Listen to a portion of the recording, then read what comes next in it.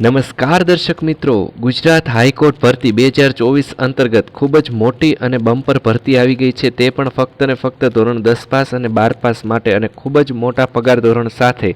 તો દર્શક મિત્રો, આપણે આ વિડીયો દ્વારા સંપૂર્ણ માહિતી આ ભરતી અંતર્ગત લઈશું. તો ગુજરાત હાઈકોર્ટમાં ડ્રાઈવર, બેલીફ, કોમ્પ્યુટર ઓપરેટર તથા અન્ય પદો પર કુલ 1318 પ્લસ જગ્યાઓ પર ભરતી જાહેર થઈ ગઈ છે. જો તમે પણ આ ભરતીમાં પસંદ પામવા માંગો છો અને સરકારી નોકરી મેળવવા માંગો છો તો તમારે આ ભરતીની સંપૂર્ણ માહિતી જેવી કે જરૂરી તારીખ, પદ, લાયકાત, પગાર, વયમર્યાદા, અરજી ફી, પસંદગી પ્રક્રિયા તથા અરજી પ્રક્રિયાની માહિતી જાણવી ખૂબ જ જરૂરી છે. અને અમે તમને ખાતરી આપીએ છીએ કે તમને આ લેખમાં આ ભરતીની તમામ માહિતી જાણવા મળી જશે. તો આ લેખને અંત સુધી જરૂર જોવો.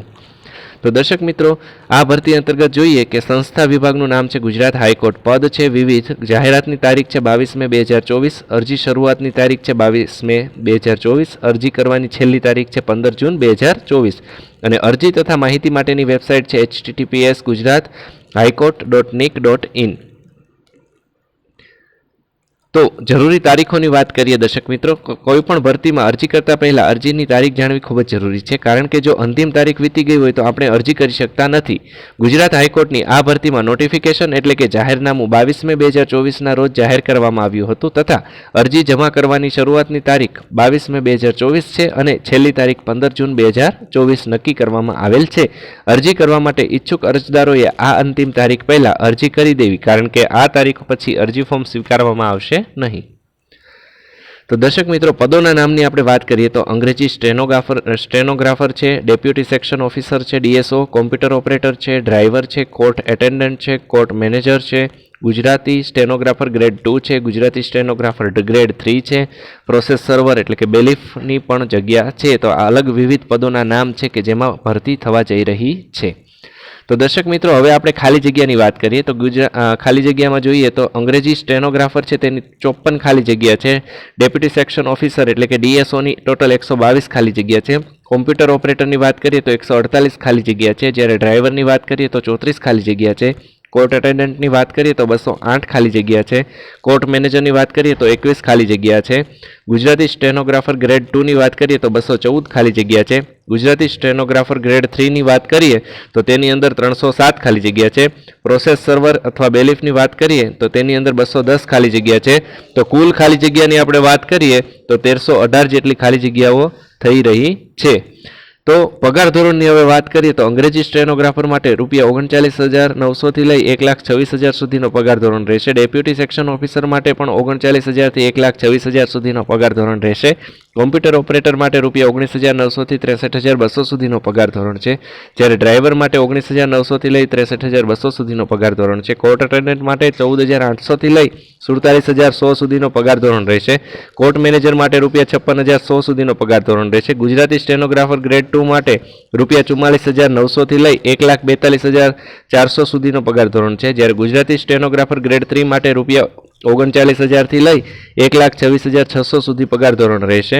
જ્યારે પ્રોસેસ સર્વર અથવા બેલીફની વાત કરીએ તો ₹19,000 થી લઈ 63,200 સુધીનો તેનો પગાર ધોરણ રહેશે. તો દર્શક મિત્રો, હવે વયમર્યાદાની વાત કરીએ તો અંગ્રેજી સ્ટેનોગ્રાફર માટે વયમર્યાદા છે 18 વર્ષથી લઈ 35 વર્ષ સુધી. ડેપ્યુટી સેક્શન ઓફિસર માટે વયમર્યાદા છે 18 વર્ષથી લઈ 35 વર્ષ સુધી. કોમ્પ્યુટર ઓપરેટર માટે વયમર્યાદા છે 18 વર્ષથી 35 વર્ષ સુધી. ડ્રાઈવર માટે પણ તે જ રહેશે. કોર્ટ એટેન્ડન્ટ માટે પણ તે જ રહેશે. જ્યારે કોર્ટ મેનેજર માટે વયમર્યાદા 25 વર્ષથી લઈ 40 વર્ષ સુધી છે. ગુજરાતી સ્ટેનોગ્રાફર માટે 21 વર્ષથી લઈ 40 વર્ષ સુધી છે. ગુજરાતી સ્ટેનોગ્રાફર ગ્રેડ 3 માટે 21 વર્ષથી લઈ 35 વર્ષ સુધીની વયમર્યાદા રહેશે. જ્યારે પ્રોસેસ સર્વર અને બેલીફ માટે વયમર્યાદા 18 વર્ષથી લઈ અને 33 વર્ષ સુધીની વયમર્યાદા રહેશે. તો દર્શક મિત્રો, હવે આપણે જોઈએ આ ભરતી અંતર્ગત શૈક્ષણિક લાયકાત. તો તેની અંદર અંગ્રેજી સ્ટેનોગ્રાફર છે તેના માટે સ્નાતક એટલે કે ગ્રેજ્યુએટ હોવું જરૂરી છે.